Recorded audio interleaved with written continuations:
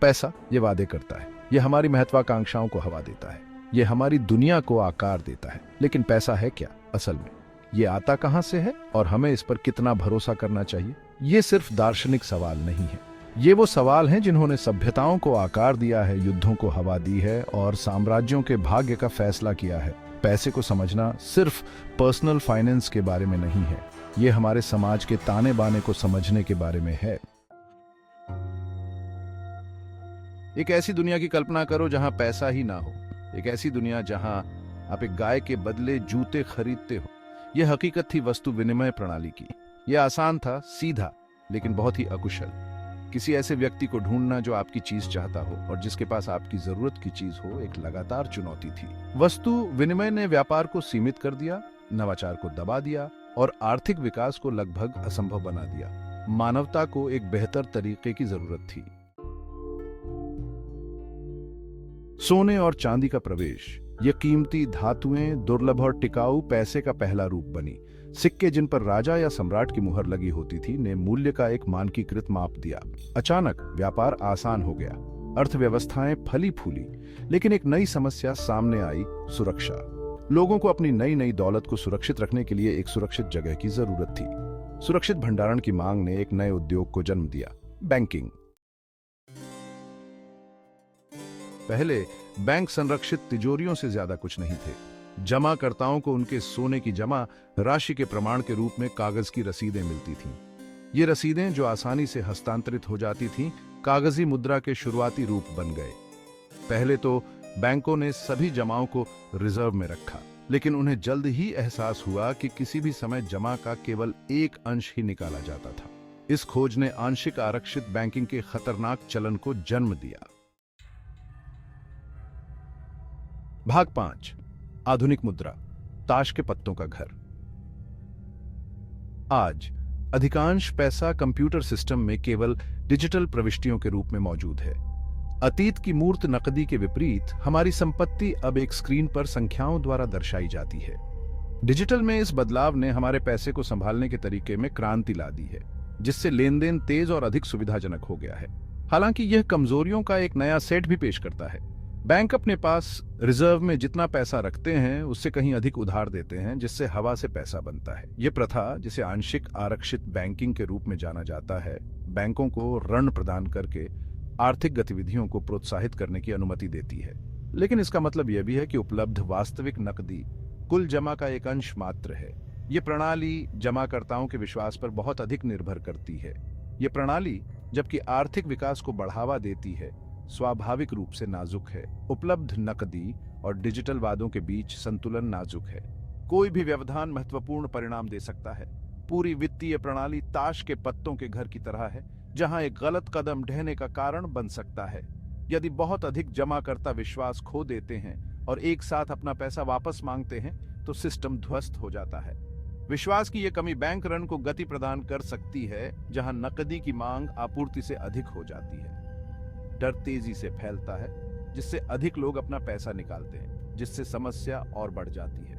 यह एक बैंक ऋण का दुःस्वप्न परिदृश्य है, एक ऐसी स्थिति जहां बैंक के भंडार समाप्त हो जाते हैं और यह अब अपने ग्राहकों की मांगों को पूरा नहीं कर सकता है।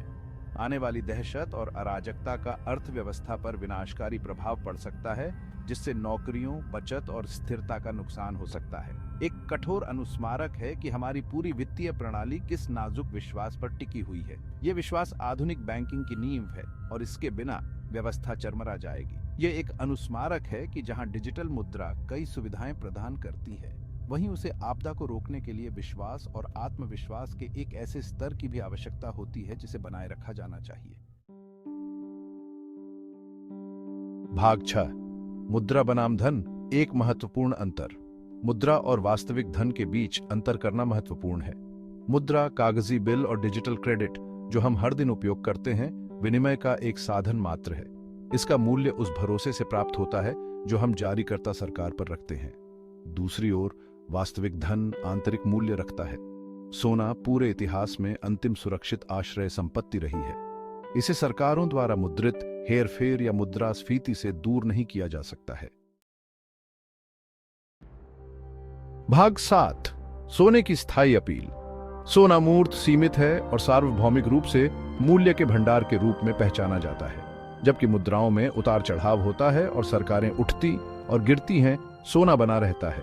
यह मुद्रास्फीति के खिलाफ बचाव, वित्तीय उथल पुथल के खिलाफ ढाल और मन की सच्ची शांति का स्रोत है। भौतिक सोना रखना अटकलों के बारे में नहीं है, यह आपके वित्तीय भाग्य को नियंत्रित करने के बारे में है। यह एक ऐसी दुनिया में कुछ वास्तविक होने के बारे में है जो तेजी से अनिश्चित होती जा रही है। भाग 8, धन की नाजुक नींव।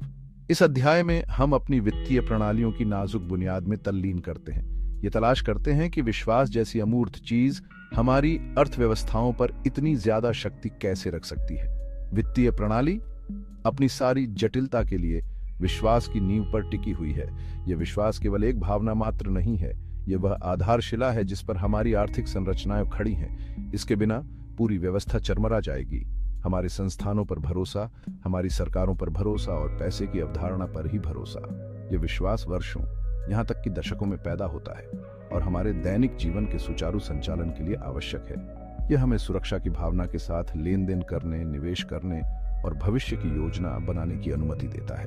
लेकिन विश्वास एक बार टूट जाने पर फिर से बनाना मुश्किल होता है। इस विश्वास की नाजुकता का अर्थ है कि किसी भी उल्लंघन के दूरगामी परिणाम हो सकते हैं। जब लोग अपनी वित्तीय प्रणालियों में विश्वास खो देते हैं तो इसके प्रभाव विनाशकारी हो सकते हैं, जिससे आर्थिक मंदी और सामाजिक अशांति फैल सकती है।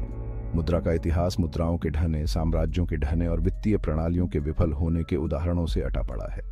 रोमन साम्राज्य के पतन से लेकर जिम्बाब्वे में हाइपरइन्फ्लेशन तक ये घटनाएं इस बात की कड़ी याद दिलाती हैं कि क्या हो सकता है जब विश्वास कम हो जाता है।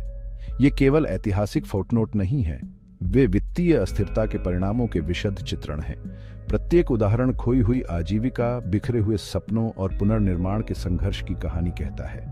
वे सतर्क कहानियां हैं जो हमारी वित्तीय दुनिया की हमेशा मौजूद नाजुकता की याद दिलाती हैं। जैसे जैसे हम आधुनिक वित्त की जटिलताओं को नेविगेट करते हैं, ये याद रखना महत्वपूर्ण है कि हमारे धन की नींव उतनी ठोस नहीं है जितनी दिखती है। यह एक नाजुक संतुलन है जिसे बनाए रखने के लिए निरंतर सतर्कता और देखभाल की आवश्यकता होती है। भाग 9, मुद्रा का भविष्य, एक डिजिटल सीमा। आज हम एक नए मौद्रिक युग के कगार पर खड़े हैं। क्रिप्टो करेंसी, ब्लॉकचेन तकनीक और विकेंद्रीकृत वित्त पैसे के बारे में हमारे सोचने के तरीके में क्रांति लाने का वादा करता है। लेकिन ये नवाचार नए जोखिम और चुनौतियां भी लाते हैं। क्या ये नई प्रौद्योगिकियां अधिक वित्तीय स्वतंत्रता और समावेशन के युग की शुरुआत करेंगी, या वे एक नए डिजिटल रूप में पुरानी समस्याओं को दोहराएंगे? केवल समय ही बताएगा। भाग 10, विश्वास, वह अदृश्य हाथ जो सब कुछ एक साथ रखता है। अंत में पैसा अपने सभी रूपों में विश्वास के बारे में है। वस्तु विनिमय के शुरुआती दिनों से, जहां लोग सीधे वस्तुओं और सेवाओं का आदान प्रदान करते थे, सिक्कों और कागजी मुद्रा की शुरुआत तक, विश्वास हमेशा आधारशिला रहा है। प्राचीन सभ्यताएं गोले, मोतियों और अन्य वस्तुओं को मुद्रा के रूप में उपयोग करती थीं। प्रत्येक मूल्य के पारस्परिक समझौते का प्रतीक है। ये एक साझा विश्वास प्रणाली है, विश्वास का एक सामूहिक कार्य है। यह आस्था सीमाओं, संस्कृतियों और भाषाओं से परे है। चाहे वह किसी दूर दराज के गांव का किसान हो या किसी चहल पहल भरे शहर का स्टॉक ब्रोकर, अंतर्निहित सिद्धांत वही रहता है। हम सब इन टोकन के मूल्य पर विश्वास करने के लिए सहमत हैं, चाहे वे भौतिक हों या डिजिटल। हमें विश्वास है कि हमारे बटुए में लगे कागज को वस्तुओं और सेवाओं के बदले स्वीकार किया जाएगा। यह भरोसा सिर्फ कागज पर ही नहीं, बल्कि इसे वापस करने वाले पूरे सिस्टम पर है। सरकारें, वित्तीय संस्थान और वैश्विक बाजार सभी इस विश्वास को बनाए रखने में भूमिका निभाते हैं। जब आप किसी स्टोर पर बिल देते हैं तो आप विश्वास के एक विशाल जटिल वेब में भाग ले रहे होते हैं जो दुनिया भर में फैला हुआ है। हमें विश्वास है कि हमारे बैंक स्टेटमेंट पर अंक वास्तविक मूल्य का प्रतिनिधित्व करते हैं। आज के डिजिटल युग में यह विश्वास आभासी क्षेत्र तक फैला हुआ है। एक स्क्रीन पर अंक हमारी गाढ़ी कमाई का प्रतिनिधित्व करते हैं, हमारे लिए उतने ही वास्तविक हैं जितने कि हमारी जेब में सिक्के और नोट। ये डिजिटल ट्रस्ट जटिल एल्गोरिदम, एन्क्रिप्शन और वित्तीय संस्थानों की विश्वसनीयता पर बनाया गया है। यह विश्वास, जबकि अक्सर अदृश्य होता है, वह गोंद है जो हमारी पूरी आर्थिक प्रणाली को एक साथ रखता है। इसके बिना पूरी संरचना चरमरा जाएगी। हर लेन देन, हर निवेश, हर कर्ज विश्वास के इस अदृश्य हाथ से जुड़ा होता है। ये वही है जो अर्थव्यवस्थाओं को बढ़ने, व्यवसायों को फलने फूलने और व्यक्तियों को अपने भविष्य की योजना बनाने की अनुमति देता है। जैसे जैसे हम वित्तीय दुनिया की जटिलताओं को नेविगेट करते हैं, इस मूलभूत सत्य को याद रखना आवश्यक है। पैसा उतना ही अच्छा है जितना हम उस पर विश्वास करते हैं। यह विश्वास नाजुक है और इसका पोषण किया जाना चाहिए। आर्थिक संकट, वित्तीय घोटाले और विश्वास का उल्लंघन इस नींव को हिला सकता है, लेकिन व्यवस्था में हमारे विश्वास का लचीलापन अक्सर इसे ठीक होने में मदद करता है। अंत में ये सामूहिक विश्वास ही है जो वाणिज्य के पहियों को घुमाता रहता है और वैश्विक अर्थव्यवस्था को आगे बढ़ाता है।